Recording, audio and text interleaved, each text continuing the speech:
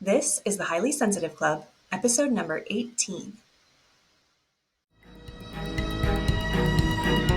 Have you been told you're too sensitive, too dramatic, or too much?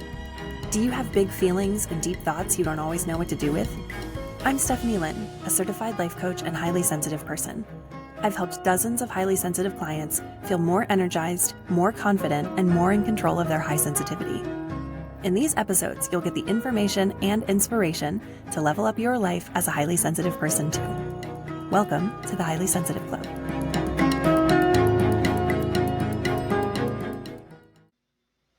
Hello, highly sensitive person, and welcome to this week's episode of the Highly Sensitive Club. I am so excited to talk about this week's episode because I had a personal revelation this past week and I got so excited about it that I was like, oh my gosh, I have to talk about this on the podcast. This is just, it's so bonkers. So today's episode is about your mastery of time. And this is really, really crucial for us highly sensitive people because our time is basically how we equate our energy. The more time we have to spend on something, the more energy we have to give to it. And because we're already processing very deeply, we're already taking in more information than other people are. We're already more prone to overstimulation than the average person. The more time we spend on something, the more likely we are to overstimulate ourselves and deplete our energy and our battery. This is not something we want as highly sensitive people. We want to be more efficient. We want to feel like we're using our energy for the things that we want to use it for, that we know what's important to us, and we are following through on that every single day and every single time. So this is a crucial adjustment. And there are a few things I want to talk about. But first, I want to tell you the story of what happened because this is bonkers.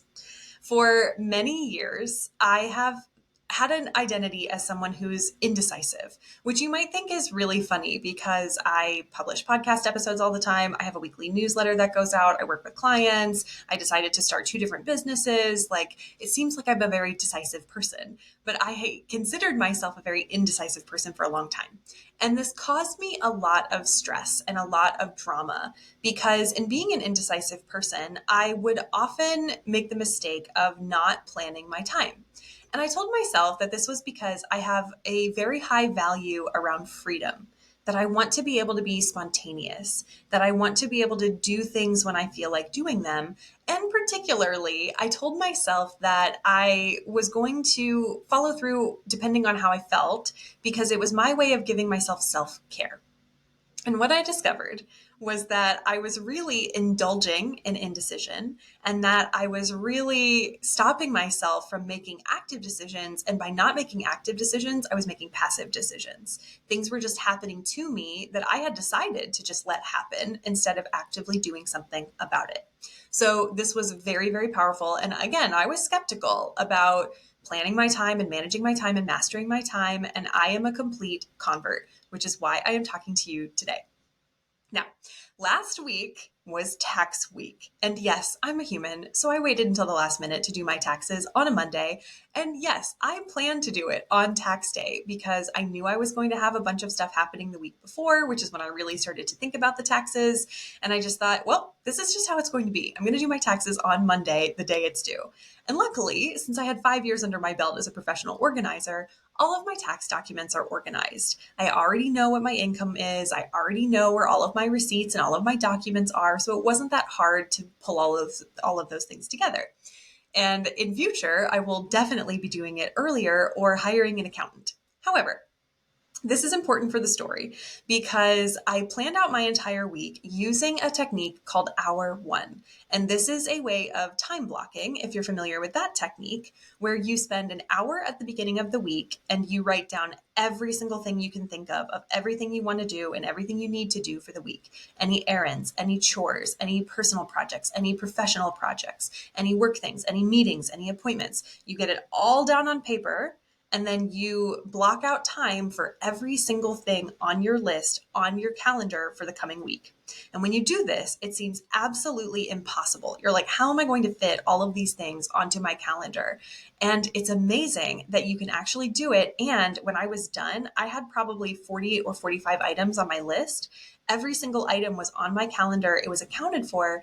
And I had an hour and a half left over, which was just mind blowing to me. Like, how did that even happen? So you go through, you plan your time, and you put everything on your calendar because, as you've probably heard before, if this is your first time, then this might be a powerful one for you, that if it's not on your calendar, it doesn't exist. If you depend on your schedule and if you depend on your planner to help you make progress on things, if it's not on there, it doesn't exist. And I can tell you this from experience because I didn't spend enough time blocking yesterday, and I had some lingering tasks that were just kind of a random to-do list. And the whole experience of my day yesterday was night and day different from my experience last week. So what happens is when you assign all of these tasks from your to-do list to actual time slots on your calendar, you, number one, make decisions about how long things are going to take, and you make decisions about what's a priority and what's not. And the beauty of this too is that you can sort things together so that you're actually batching your time and you're putting similar activities or similar things in the same block so that you can get more done at once instead of constantly being pulled away by different distractions or different things that feel urgent at the time. You know that anything you're putting on your calendar is going to have a spot, so you don't have to worry about it because it's already there.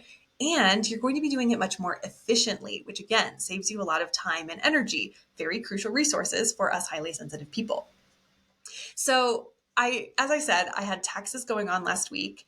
I was recording my podcast episode and sending out my weekly newsletter. I had some social posts that I wanted to put out. I had client appointments. I had 3 mentor sessions. And luckily, I didn't have any classes until this week because that would have been yet another appointment.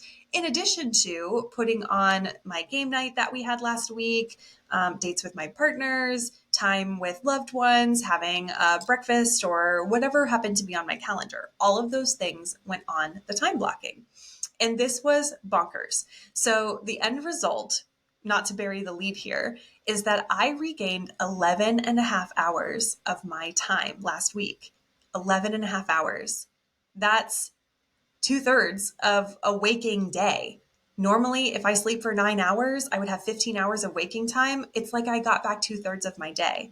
That is more than a full-time work day.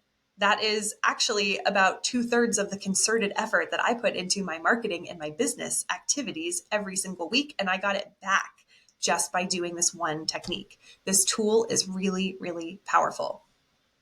So I saved some time, and I will break this down for you a little bit because the way that I got back all this time is really interesting. So as I mentioned, taxes. Typically, every year I do taxes, it takes me about 5 hours.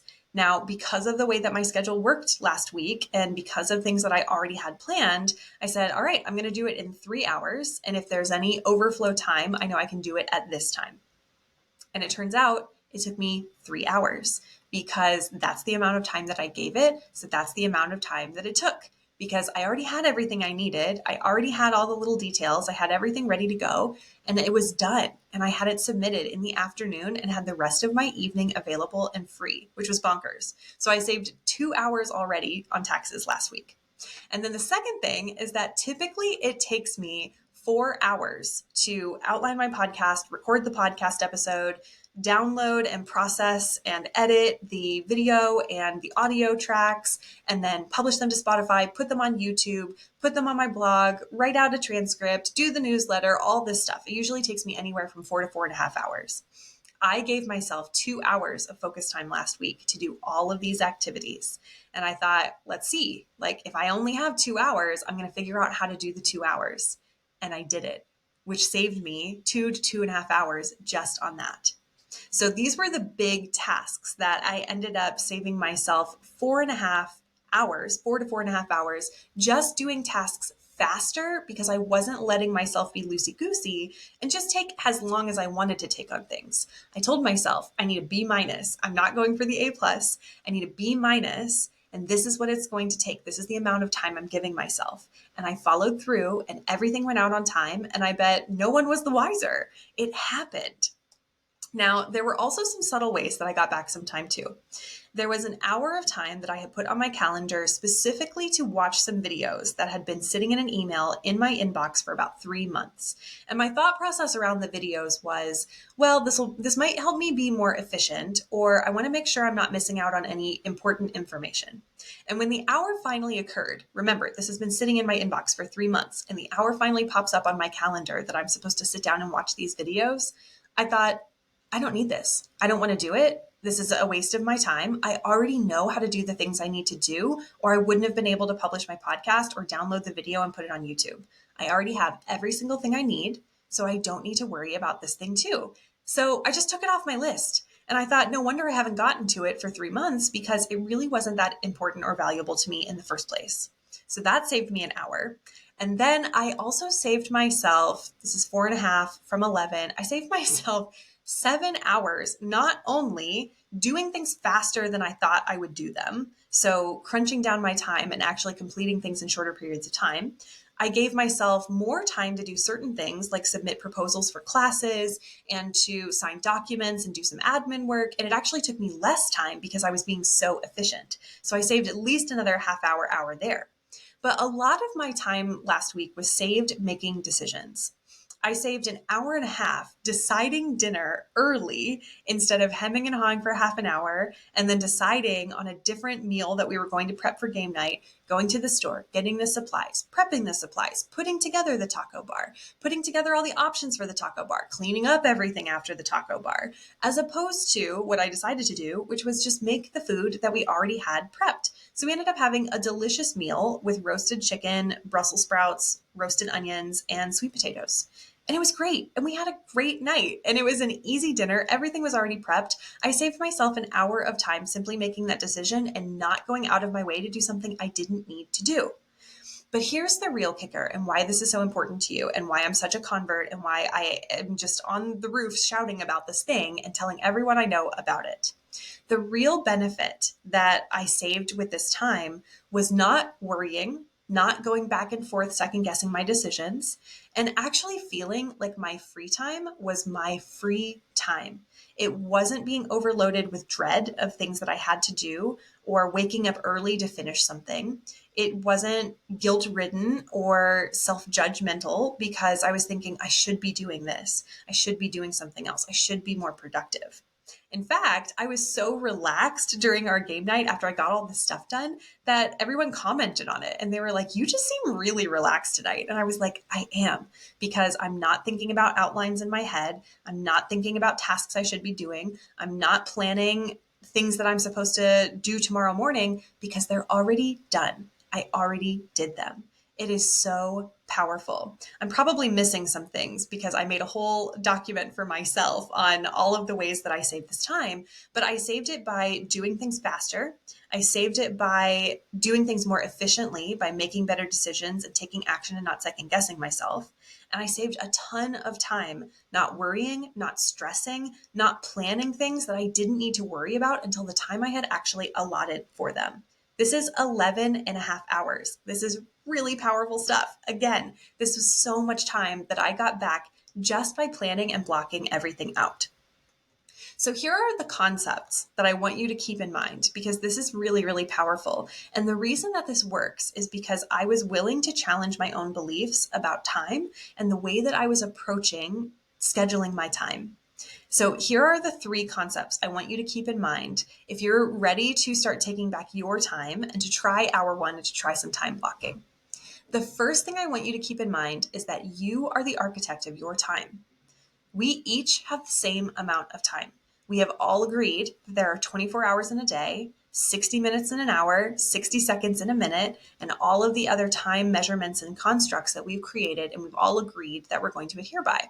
We all literally have the same amount of time, but our experience of that time is very subjective, which is why when you're doing something fun or when you're doing something in the flow, it feels like time just flies by.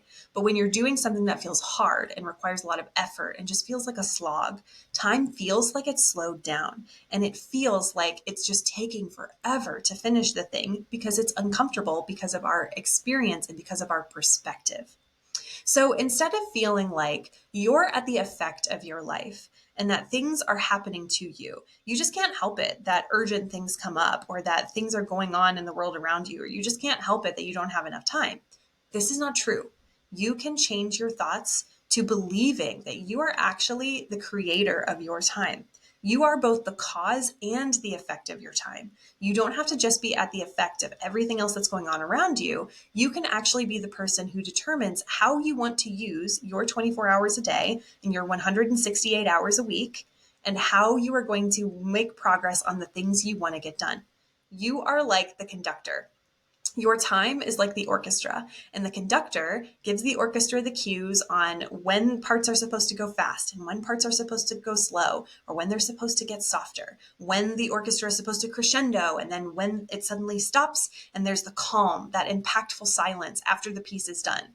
This is what you're doing with your time. You are the conductor of your time. You are the one that directs it where to go and how to go. When you make this shift in your mind, that you are not at the effect of your life, you are actually at the cause of your life as a highly sensitive person, this is where your power comes back in. This is when you actually empower yourself, and you are no longer a victim to circumstances, but you are someone who has control over your time, who shows up for yourself, and who builds trust in yourself because you are following through on the things you say you want to do, especially if they are very important things that aren't necessarily urgent or that other people aren't holding your feet to the fire to. This is something that you're doing for yourself because it's really important to you. So this is concept number one. You are the architect of your time. Concept number two is that, and I kind of hinted at this earlier, if you don't decide something actively, you're still deciding. You're just deciding passively what to do instead. You're deciding to let the universe decide for you. You're deciding to let circumstances decide for you. You're deciding to let other people decide for you. This is what we do when we make a to-do list and we don't assign any time to it. Just like I did yesterday, I really didn't know if I had enough time to do all the things that I wanted to do. So I decided to kind of indulge in my old habit. And I thought, I'll just make time for these things.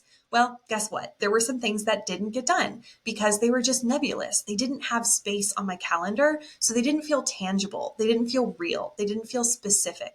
If you are the type of person who has a lot of running to-do lists, and yet the things on your to-do list may get done, or they may not get done, it's probably because you're not creating space in your time to actively do those things. You're passively deciding to let life happen to you and to let circumstances happen to you instead of taking control over your own time and over your own life. This is a really powerful shift, and I want you to own this. If you aren't deciding actively, you are deciding passively. Either way, you're making a decision, but which one feels better to you? And then the third concept I want you to remember is that true freedom actually comes from having time that has nothing looming over it. As I mentioned, if you are playing a video game or reading a book or you're making dinner or you're having a great conversation, but in the background, you're thinking about all the projects you didn't get done. You're thinking about how your office is messy or your workstation is messy or your studio is messy, and you have all these things that you need to do, but there's no time allotted for you to actually do them, then you loom over yourself with all this guilt and all of this doubt and all of this self-judgment that you should be doing something else. And it's not what you should be doing right now. It's not what you are doing right now. And it keeps you from being present in the moment. So we think, and again, a very high value for me is freedom. And we think often that by allowing ourselves to be free, we're just allowing ourselves to do whatever we want. But ultimately, this time is not free, because even when we're supposed to be doing something we enjoy, the joy gets leached out of it when we have all of these other emotions weighing us down instead of the lightness that comes from true free time. This is big. I want you to remember this. Just because it's free, meaning available or unplanned, doesn't mean it's truly free in the sense that you're emotionally free. You're emotionally present. You're emotionally connected to this moment and soaking in everything that it has to offer for you. You can't do that if you're constantly thinking in the background about all the other things you think you can or should be doing instead. So true freedom happens when you get the things done that you need to get done, and when you've allotted time ahead for things that haven't gotten done yet, because then you can stop worrying about them. Your brain loves to solve problems. It loves to keep track of things. And so if you have lots of to-dos and they're not on your calendar, these are open loops. These are open ties that your brain is thinking, I need to keep track of that. I need to keep track of that. I need to keep track of that. And it's going to keep reminding you. It's going to say, hey, do you remember you need to do that thing? Hey, don't forget to do this thing. Hey, you need to reach out to that person. Hey, you need to send that message. Hey, did you take care of that project? When you get all of that stuff out of your head, you get it down on paper, and then you transfer what's on paper to your calendar, your brain can relax. And it says, oh, okay, cool. I've got this. I'm safe. I don't have to worry about these things. I'm not going to let any of these balls drop. I'm not going to let any of these plates fall that I'm spinning all at the same time. I've got this. I'm okay. And it creates this space of so much ease and calm and clarity. So much space, in fact, when I did this experiment, that I read print books for the first time in over a year. I have been struggling to read books with my eyeballs because I can listen to audiobooks and I can listen to podcasts so much faster. And I had so much free time available that the books that I had picked up from the library were actually available to me. And I thought, I don't feel guilty about reading these books because I've already done everything I needed to do. I've already completed all the tasks that I need to do. They're already done. It's ready to go. I don't have to think about any of that stuff anymore. And the things that I still have coming up on my docket, I have planned for those. There's time tomorrow for those. I've got everything under control. This is big. This is true freedom. And I was shocked because I considered myself someone who had a lot of quote unquote free time. But what I discovered was that for most of my life, the free time I've had has been loaded with stress and worry and indecision and self-judgment.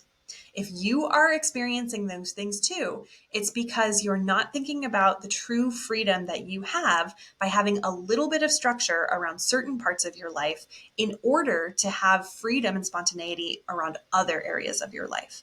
Because part of time blocking is that you plan that unplanned time. You plan to have less structure at certain times. You plan to be more spontaneous, and you give yourself a block that's free to do that, where you can do whatever you want. And you can do that because you've already taken care of the tasks that have a deadline, that are important to you, and that help you make progress in the direction you want to go. This is really important. Now, just to recap those three concepts again, the first is that you are the architect of your time. The second is that if you don't decide actively how you're going to spend your time, you're deciding passively to let external circumstances decide for you. And the third one is that true freedom is actually having time that doesn't have any negative emotions looming over it. It's truly free for you to experience it in the moment. Now, if you are going to try hour one, there are a few things I want you to keep in mind. And the first is that you are not going to do this perfectly the first time. I can tell you from experience, there were things that I forgot or didn't quite do right the first week that I did this. And that's okay. That's normal and it's part of the process. So for me, there were a few things I forgot. The first one was emails. I forgot to make time to answer my emails. And so I fell back into my old habit of checking my email in between other things. If I had just scheduled myself a half an hour of email time, I would have known when it was coming up and I would have been able to handle those emails more diligently and to make those decisions instead of distracting myself and pulling my own focus away from other things. So adding email time in a half an hour a day is something I've added this week and I feel so good about it. The second thing is chore time. And the reason that you want to set aside separate time for chores is that if you constantly use your quote unquote free time, the time that's supposed to be for rest and that's supposed to be for leisure and that's supposed to be for fun, and you use it for chores, then your brain is going to say, well, you're not even going to follow through on this anyway. I can't even depend on you to actually give me time. So why would I even adhere to this whole schedule in the first place? You build doubt in yourself when you don't honor your free time as much as you do your work time and your activity time. So that's why your chores actually need to have their own time, because it's separate from your work time and it's separate from your free time. You need to honor all of these different types of time in your life in order to have success. So that's the second one. I needed to add email time. I needed to add chore time. So I wasn't trying to do it in between other things. And the third one, and this is a big one, is that the hour one concept has a bookend to it. And it's called hour done, DONE. And this is the hour that you take at the end of the week to celebrate everything that you've accomplished. Now, if you're anything like me and like many highly sensitive people, you are probably very accomplishment oriented and you're very achievement focused. So when you complete something, you just move on to the next thing. And the idea here is to stop and to soak in and to celebrate everything that you've achieved this week, even if it's maintenance stuff. I want you to put into perspective for yourself when you do your hour done that what you consider maintenance is something that someone else has never done before. It's new to them, it's unfamiliar, and it's probably uncomfortable. So even though it feels easy for you, and even though it's comfortable for you, it wasn't comfortable all the time. And so the fact that you're still doing it, the fact that you're still doing these maintenance activities and these tasks and these events is actually a big deal. And I want you to acknowledge yourself for it. So I forgot to add hour done to my list. I ended up using my morning pages time to write it out, if you're familiar with that practice or concept from the artist's way. And it felt really good to write down and to catalog everything that I had accomplished. It's where I charted all of the hours that I had saved last week that actually added up to 11 and a half. I probably missed something just coming off the top of my head, but it was a really cool experience to actually own what I did and then to think about what's open and what's available to me. And here's what happened and why this is so important. Number one, I got a lot of my energy back. But number two, I started to see opportunities for me to make progress on bigger projects that I haven't given myself the luxury of working on before. I thought I have so many other things I need to do that are taking up my time. Eventually, I'll get to those things. Have you ever said that to yourself? Oh, yeah, I'll get to that eventually. I'll get to that one day. Well, when you actually take care of the little tasks and you do it in a shorter period of time, you create the space to make those some days possible to do today or tomorrow or this week. They actually became tangible in my mind. And the lesson that I took from this is that I actually was letting my time expand to fit the container that I gave it, meaning I let my maintenance tasks take up my entire week worth of work. And it felt like I'm never going to be able to make enough time to do the things I truly want to do. And by doing this experiment, I proved to myself I can do my maintenance tasks in half the time. And when I do that, I make this extra space to start working on new projects. I am already in the works of coming up with new workshops, new webinars, new classes. I have updated my sales page. I have new things coming out, and it all happened because I had this space, because I reclaimed this time. I made these decisions and I followed through for myself. This is powerful stuff. Now, just to recap, I told you the story of how I used hour one and how I reclaimed 11 and a half hours of my week and how I continue to do it this week, and I'm still learning new things. There are three concepts I want you to remember. Number one, you're the architect of your own time. Number two, if you're not deciding how to use your time actively, you're deciding passively to let the universe decide for you. And number three is that true freedom, true free time is having time that doesn't have any negative emotions looming over it. It feels like open, spacious, joyful time where you can be present and you can be connected. And you do that by planning your time and following through and building trust in yourself. This is very powerful. And you add your unplanned time so that you build in that free time where you can truly enjoy being in the present moment, listening to whatever you want to do. This is powerful stuff. If you are interested in learning how to do this, I'm going to give this to you for free. I want you to go to stephanielynn.com, LINN, and the link will be in the show notes, and book a call with me. I will teach you how to do this in a half-hour call and show you every single step you need to do in order to create your hour one and time block out your entire week. When you follow through on this, magic will happen. This is crucial. If you have also decided, yes, I get this whole hour one thing, but I need help. I want additional support. I'm ready to deeply invest in myself and to get that kind of individual and personalized attention, then I would love to help you.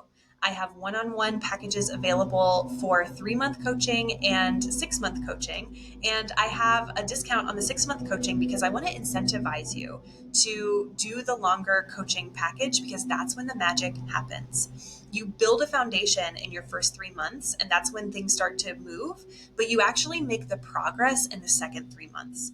It actually takes about 6 months to start to see a lot of these things coming to fruition for you. So while you're building in the first 3, you can execute on the second 3, and then your momentum starts to build over time. That's why it's so important to have longer term coaching engagements so you can have someone who's constantly rooting for you and helping you every single step of the way of transforming your beliefs, transforming your mindset, and taking those small actions that build up over time to create new habits and create the life that you want. I absolutely love this work, which is why after I launched my group coaching program that I'm in the middle of um, executing and sharing, and we're in the middle of doing the coaching, and it feels so good. I'm leaving space for the next group thing so I can pay attention to this group, this special collection of alchemists that I am loving working with, and so that I can really focus on my one-on-one coaching. So if that's how you would like to learn more, and if you know you're ready to just skip ahead to that step, go to stephanielynn.com, book a call with me, or buy your package, and let's get started. This is your time. And as Denise Duffield Thomas says, you're ready for the next step, and I'm here to help you with that. You're ready for the next step, and I'm here to help you. I'm ready to help you reclaim your time. I'm ready to help you reset your money mindset, your business mindset, your love mindset, anything that you want to change as a highly sensitive person. I'm here for it. Thank you so much for listening to today's episode, and I will see you on the next one.